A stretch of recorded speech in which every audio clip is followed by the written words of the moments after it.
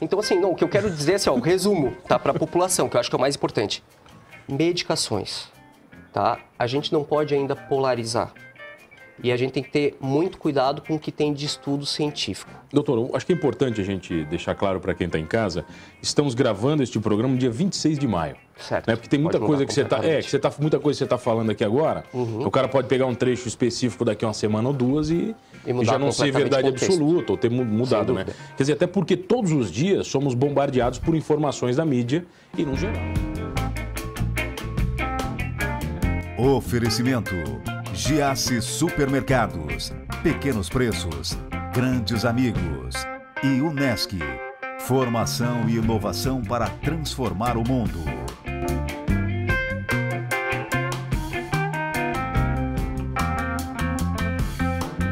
Ele é pneumologista, especialista em doenças do sono. Eu tenho o prazer de conversar hoje aqui no Manos Talk Show com o doutor Fábio Souza. Tudo bem, doutor? Tudo bem, mano? Prazer estar aqui. Que prazer receber, doutor.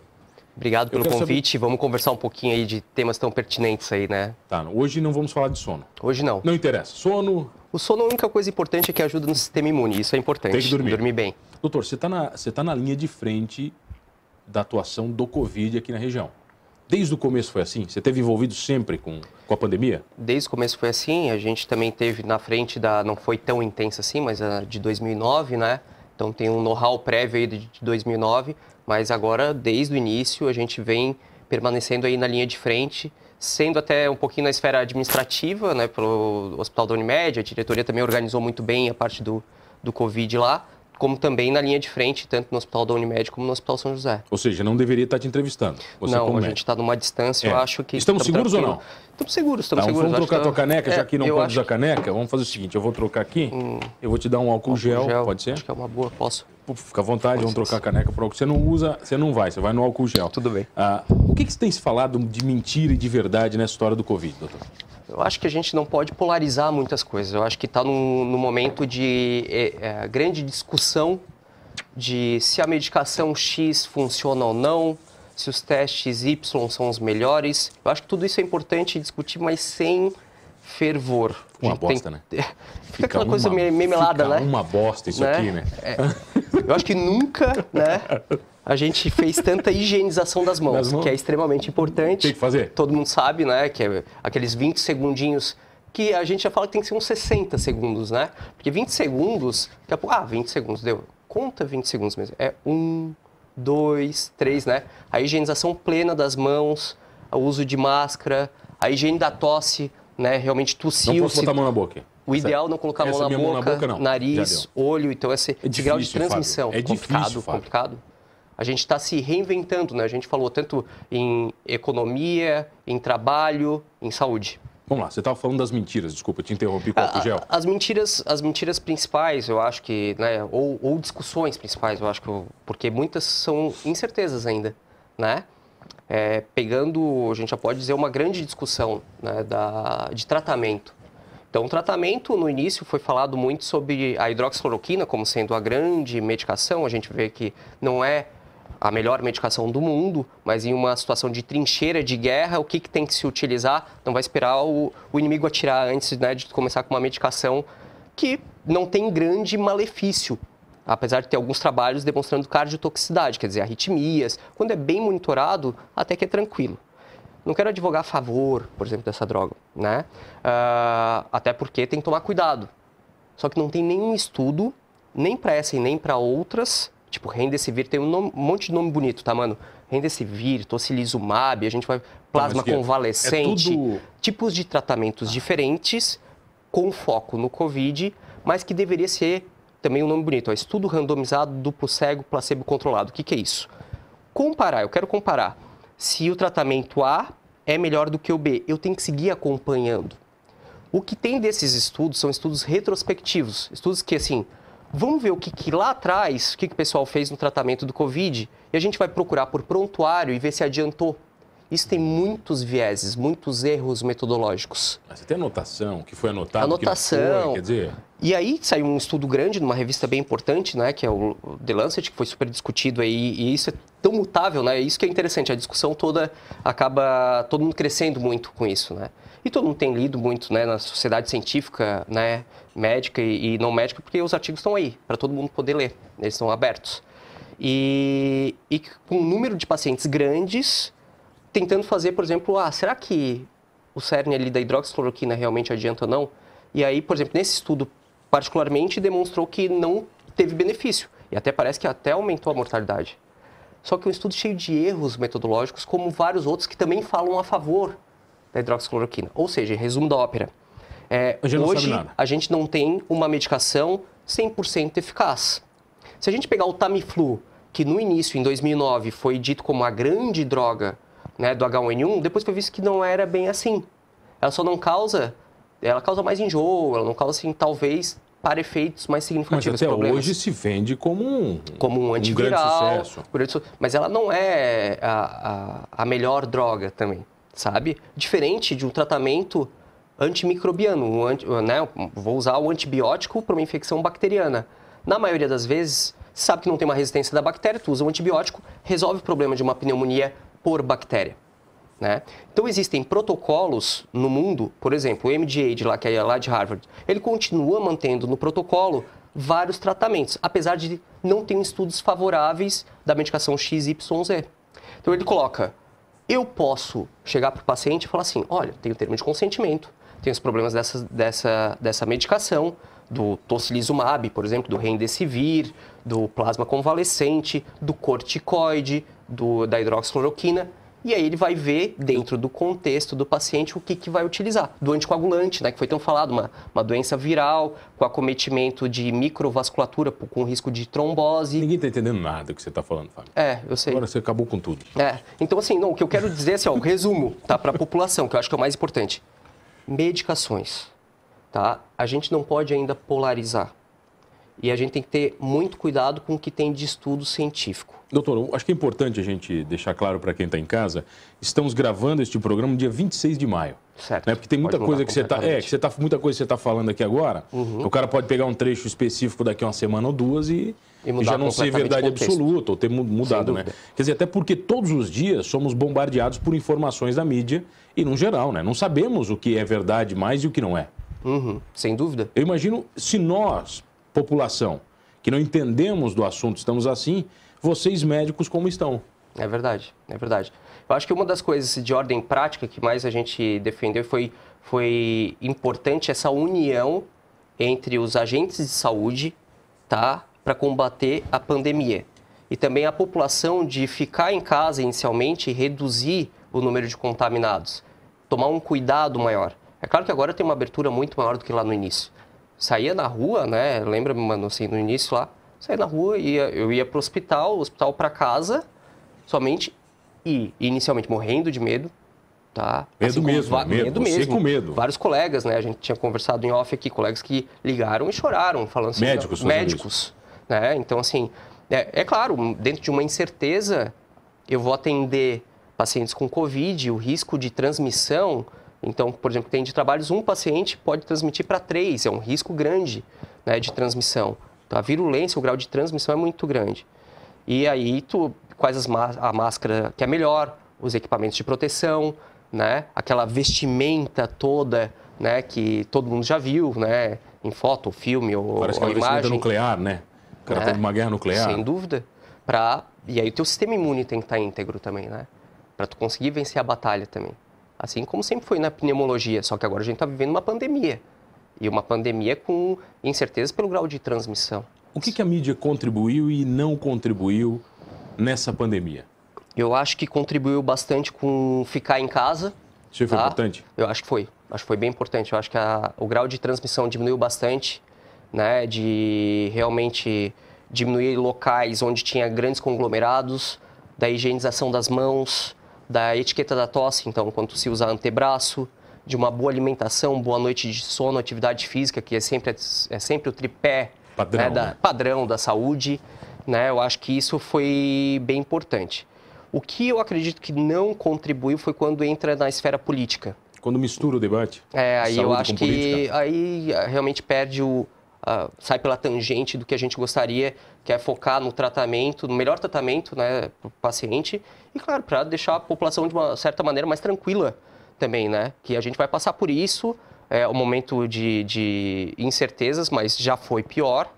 E que a gente está entendendo um pouco mais da doença e que vamos passar por isso depois uma boa e a gente vai ver, que as medidas foram eficazes. Então, o que passou rápido foi o primeiro bloco, a gente tem um papo no segundo, pode ser? Pode ser. Eu tenho o prazer de receber ele, o Dr. Fábio Souza, pneumologista, especialista em doenças do sono, é isso? É isso mesmo. A gente já volta aqui no Manos Talk Show, é rapidinho. Voltei aqui no Manos Talk Show e você já sabe, comigo, Mano Dal Ponte, 2 entrevistas sempre inéditas, todas as noites, aqui na RTV Criciúma. Canais 19.1 da sua TV aberta, 527 da NET Criciúma, online no portal rtv.com.br. Perdeu o Manos Talk Show? Fácil, não se desespere. Vai lá no YouTube ou no Spotify, você vai curtir todos os programas completinhos. Inclusive este com médico pneumologista, especialista em doenças do sono, o doutor Fábio Souza. Doutor, estamos falando do terror que os médicos passaram, né? Nisso tudo que está acontecendo, você acha que a máscara vai virar item obrigatório?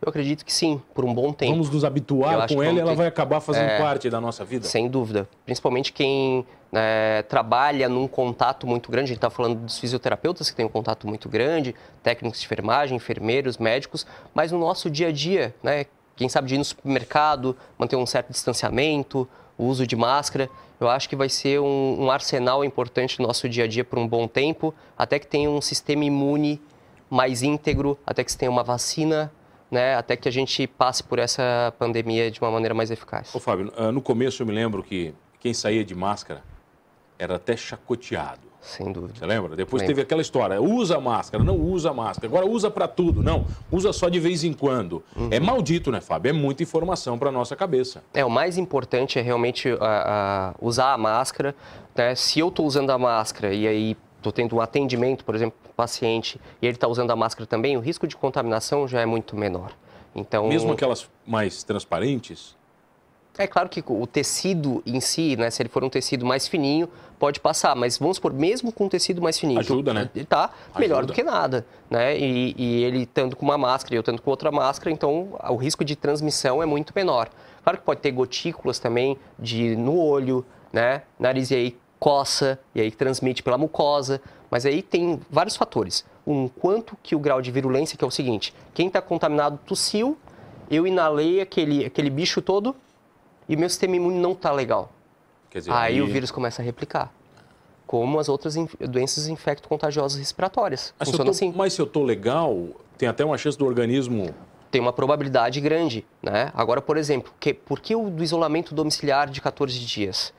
Porque é bem importante, se tem, por exemplo, 4 na família e um foi contaminado, realmente, que ele tem que ficar em isolamento real, porque o risco de transmissão para os outros familiares é muito grande, né? Porque eu estou o tempo inteiro, eu estou ali com a minha família, tem mais 3 na família, eu estou o tempo inteiro tossindo. Imagina, abraçando. E abraçando, e aí a probabilidade é muito grande de adquirir algum grau de doença. Um exemplo, agora que eu sou pai, tenho um filho de 1 ano, o filho fica doente, você fica, né? Porque é impossível. Sem dúvida. Você está com o filho no colo, você está beijando, você está abraçando, a dor de garganta dele vai pegar, todo mundo pega. É verdade. É meio normal isso? Não, super frequente. Isso a gente vê bastante. Até porque 80%, no primeiro estudo lá de Wuhan, 80% de todos os positivos, os Covid positivos, eram assintomáticos, mas estavam transmitindo. Ah, que loucura isso, Fábio. 20% com algum grau de sintoma, sendo leve ou moderado. Quer dizer, eu posso ter a doença, eu posso ter tido a doença e nem notei? E nem notei. Assintomático mesmo, sem nada, cara? Assintomático. Nem uma dorzinha de cabeça, nada? Nada. Mas aí, dos 20%, 80% assintomático, 20% sintomático. Dos 20% sintomáticos, 15% nesse estudo demonstraram algum grau de sintoma. Podia ser leve, uma coriza, uma dor em olho, tal. Já um grau moderado também poderia apresentar uma dor abdominal, diarreia, que a gente viu em alguns casos, falta de ar, tosse, e em torno de 5% com um grau mais grave, aí necessitando até de terapia intensiva. E desses, em torno de metade, 2,5% em UTI, entubados aí, em ventilação mecânica. Aí realmente, quando complica... É um grau muito mais grave. Tá, e quando eu fui contaminado, eu não sou novamente? Isso é uma boa pergunta. Porque eu já ouvi estudos dizendo que sim e que não também. É só a gente lembrar, a maior probabilidade é assim, pode ser contaminado novamente? Pode. Né? A pessoa não pode ficar gripada várias vezes. Existem milhares de vírus né? da gripe, não é? Sem dúvida. Né? E o grau de mutação também, né, do Covid, isso pode acontecer. Então, a probabilidade que a pessoa possa se contaminar novamente, isso existe. Agora, que nem as vacinas. O que acontece? Eu fiz a vacina do H1N1. Então, a vacina é uma receita de bolo para o teu sistema imune. A hora que chega, por exemplo, o vírus do H1N1, eu já fiz a vacina e falo, te encontrei aqui, vou combater. Já tenho isso aqui, já entendi esse negocinho. Né? Então, por isso que a gente espera tanto pela vacina também do Covid, para acontecer isso. Agora, o vírus pode ter sistemas de enganar um pouquinho teu sistema, teus anticorpos. Então, pode acontecer isso, mas a probabilidade disso acontecer é pequena. Ou seja, eu já tive a infecção, o Covid. A probabilidade de eu ter novamente Covid já é menor. Né? E se eu tiver, talvez eu não tenha uma infecção tão grave assim. Doutor, está chegando o inverno. E aí, automaticamente, temos que nos preocupar? É inevitável isso? Eu acho que sim. Eu acho que a gente tem que se preocupar porque são quando as doenças do inverno, as doenças respiratórias, né, então de viária superior e viária inferior, acometem mais.